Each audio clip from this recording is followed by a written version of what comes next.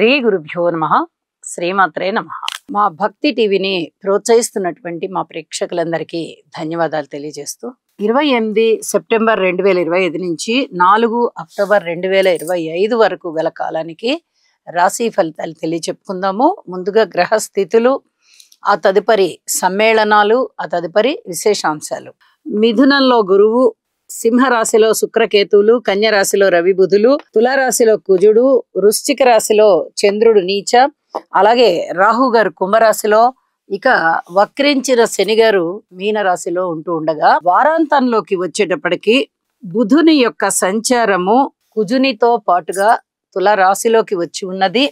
అలాగే చంద్రుని యొక్క సంచారము రాహు గారితో కలిసి ఉన్నది.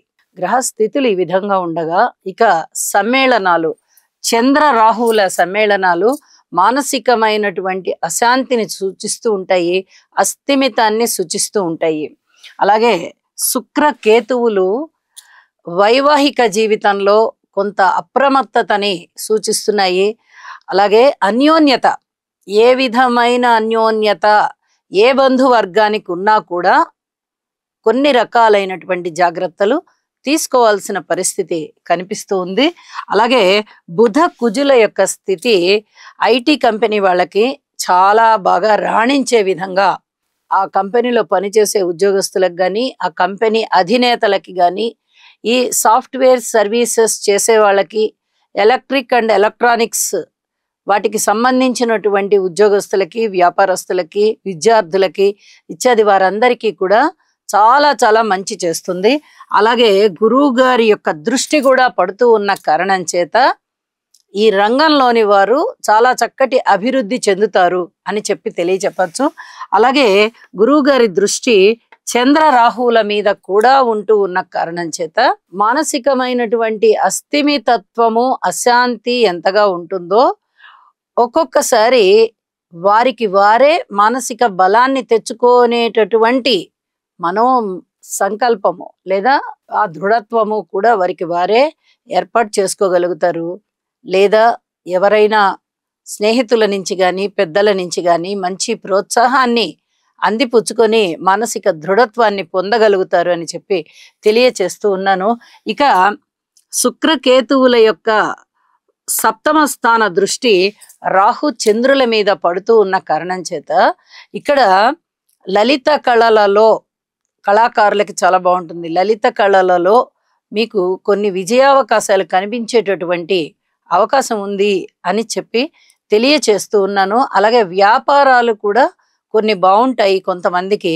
అవి ఎవరికి బాగుంటాయి అనేది ఆ రాసులకి విశేషాంశాలు చెప్తున్నప్పుడు చెప్తాను అని చెప్పి తెలియజేస్తూ ఉన్నాను. ఇక గ్రహ సమ్మేళనాలలో తరువాతిది రవి బుధుల యొక్క కలయిక. చక్కటి బుధాదిత్య యోగంతో బుధుడు ఉచ్చలో ఉంటూ అనేక రకాలైనటువంటి శుభ సంఘటనలని ఇస్తున్నారు. రవి బుధులు కలిసి ఉన్నప్పుడు, రవి గారు విడిగా బుధుడు విడిగా ఉన్నప్పుడు ఒక్కొక్కసారి ఒక్కొక్క రాశిలో మంచి ఫలితాలను ఇస్తారు, ఒక్కొక్కసారి ఇవ్వకపోతారు. కానీ కలిసి ఉన్నప్పుడు మటుకు అది యోగం అవుతుంది. కాబట్టి అలాగే బుధుని యొక్క స్థితి ఉచ్చలో ఉంది కాబట్టి చాలా అద్భుతమైనటువంటి యోగాలే ఉంటాయి. కానీ ఇక్కడ ఒక చిన్న గ్రహ విశేషం ఏంటంటే, శని గారి యొక్క సప్తమ దృష్టి రవి బుధుల మీద పడుతూ ఆరోగ్యానికి సంబంధించిన జాగ్రత్తలు తీసుకోవాలి అని చెప్పి సూచిస్తూ ఉన్నది. ఈ రక్తానికి సంబంధించి, చర్మానికి సంబంధించి, ఇలాంటి వాటికి సంబంధించి కొన్ని జాగ్రత్తలు తీసుకోవడం అయితే తప్పనిసరిగా ఇక్కడ గ్రహస్థితులు తెలియచెప్తున్నాయి. అలాగే వైద్య విద్యార్థులు కానీ, వైద్యానికి సంబంధించినటువంటి వ్యాపారస్తులు కానీ, లేదా వైద్యులు కానీ చాలా చాలా బాగుంటారు, అద్భుతమైన ఆదాయాలు ఉంటాయి. ఇక రాసుల్లోకి వెళ్దాం. కుంభరాశి వారికి ఈ వారం రోజుల కాలాన్ని గనక పరిశీలన చేసినట్లయితే గ్రహస్థితులు ఏవేవి అనుకూలిస్తున్నాయి అని కేవలం 2 గ్రహాలు మాత్రమే అనుకూలిస్తున్నాయి. ఒకటి, కుంభరాశి వారికి ఏలినాటి శని జరుగుతుంది. ఇది జరుగుతూ ఉండగా గురుగారి బలం ఉండడం అనేది చాలా అద్భుతమైన విషయం. గురువు గారు ఎంత బలాన్ని ఇక్కడ పంచమ స్థానంలో ఉండి ఇస్తున్నారంటే అనుకూలమైనటువంటి గురుగ్రహ సంచారము చేత మీరు కోరుకున్నటువంటి ఫలితాలు అద్భుతంగా ఉంటూ ఉంటాయి. దైవ బలం బాగుంది, సంతానం చాలా బాగున్నారు. మంత్రం ఏదన్నా ఉపదేశం తీసుకున్నారంటే మంత్ర సిద్ధి కలిగేటట్టుగా కనిపిస్తోంది, కార్యసిద్ధి కలిగేటట్టుగా కనిపిస్తోంది. అలాగే దశమ స్థానంలో ఉన్నటువంటి చంద్ర సంచారము కూడా మీకు అనేక విధాలుగా ఒక సమర్థవంతమైనటువంటి ఉద్యోగ నిర్వహణని సూచిస్తూ ఉన్నది. అది వ్యాపార నిర్వహణ అవ్వచ్చు, ఉద్యోగ నిర్వహణ అవ్వచ్చు, ఏదైనా ఆదాయం వచ్చేటటువంటి మార్గం అన్నమాట. అలాగే కొంత రుణభారాలు తగ్గిపోయేటటువంటి పరిస్థితి, ఇవన్నీ కూడా చాలా బాగా అనిపిస్తున్నాయి. ఇది మీకు మనశ్శాంతి కలిగించే అంశం. గురువుగారు బాగుండడం కానీ, చంద్రుని యొక్క గమనం కానీ మీకు చాలా చాలా మనశ్శాంతిని కలిగిస్తూ ఉంది. జాగ్రత్తలు తీసుకోవాల్సిన అంశంలో జాగ్రత్తలు తీసుకోవడం వల్ల కూడా చాలా మనశ్శాంతి కనిపిస్తుంది. గురుబలం అలాంటిదన్నమాట. ఎప్పుడైతే గురుబలం బాగుంటుందో బాలేని విషయాలకు మీరు ఏ రకమైనటువంటి జాగ్రత్తలు తీసుకున్నా, పరిహారాలు చేసుకున్నా అద్భుతంగా ఆ గురుబలం అక్కడ కూడా పనిచేస్తుంది. ఇది చాలా సార్లు చెప్పి ఉన్నా, నేను చెప్పదగ్గ సూచనగా కూడా తెలియజేస్తున్నాను. రాశిలో ఉన్నటువంటి రాహు గాని, సప్తమంలో ఉన్నటువంటి శుక్రకేతువులు గాని వైవాహిక జీవితంలో చాలా ఇబ్బందుల్ని కలుగజేస్తారు. ఏమాత్రం అన్యోన్యత ఉన్నా ఆ అన్యోన్యతని తీసివేసి వారి మధ్య కలహాలు పెడతారు. ఈ అన్యోన్యత భార్యాభర్తల మధ్య అవ్వచ్చు, బంధుమిత్రుల మధ్య అవ్వచ్చు, అలాగే స్వయంగా అక్క చెల్లెళ్ళు, అన్నదమ్ములు, మేనమామ, మేనల్లుడు, ఇలాగా ఈ సంబంధ బాంధవ్యాల విషయంలో కూడా చాలా ఇబ్బందిని కలగజేయచ్చు. అపోహలు కలగజేయడం, కలహాలు పెట్టడం. ఇందులో ఈ రాహుకేతువులు సిద్ధహస్తులు అనమాట. వీరు రాశిలోనే ఉండడంతో ఇలాంటి పనులు ఎక్కువగా జరుగుతుంటాయి, అపోహలకి దారి తీస్తూ ఉంటాయి. అలాగే వారాంతానికి వచ్చేటప్పటికి చంద్రుని యొక్క స్థితి కూడా రాశిలో ఉన్న కారణం చేత అపోహలు మరింతగా పెరుగుతాయి. కాబట్టి ఇక్కడ అతి జాగ్రత్తలు తీసుకోవాల్సినటువంటి పరిస్థితి ఉంటుంది.